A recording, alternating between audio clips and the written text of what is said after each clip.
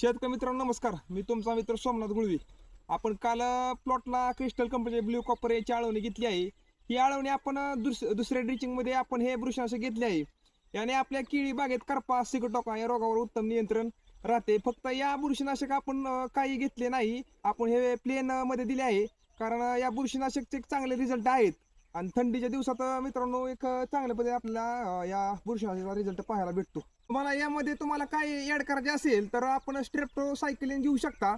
याचा पिकामध्ये जीवाणूजन्य रोग नियंत्रण चांगल्या प्रकारे होते, कारण यामध्ये स्ट्रेप्टोमायसिन सल्फेटो सायक्लिन हायड्रोक्लोराइड असते. त्यामुळे जीवाणूची वाढ थांबवते, पिकांना चांगल्या प्रकारे संरक्षण मिळते.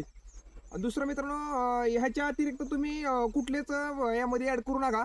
हे लक्षात ठेवा. आता याचे प्रमाण किती घ्यायचे ते सांगतो. आपल्याला ब्ल्यू कॉपर 200 लिटर पाण्यामध्ये 500 ग्रॅम घ्यायचे आहे आणि ट्रिप्टोसायक्लिन 200 लिटर पाण्यामध्ये आपल्याला फक्त 24 ग्रॅम घ्यायचे आहे. आणि याची पर रोपाला आपल्याला एक 100 ते 125 मिलीनी आपल्याला ड्रिचिंग करायची आहे. जास्त तुम्ही प्रमाण घेऊ नका, कारण आता रोपे अजून लहान आहेत. जास्त असे रोप थोडेफार वाढले तर आपण त्या टायमाला 150-200 मिली आपण घेऊ शकतो.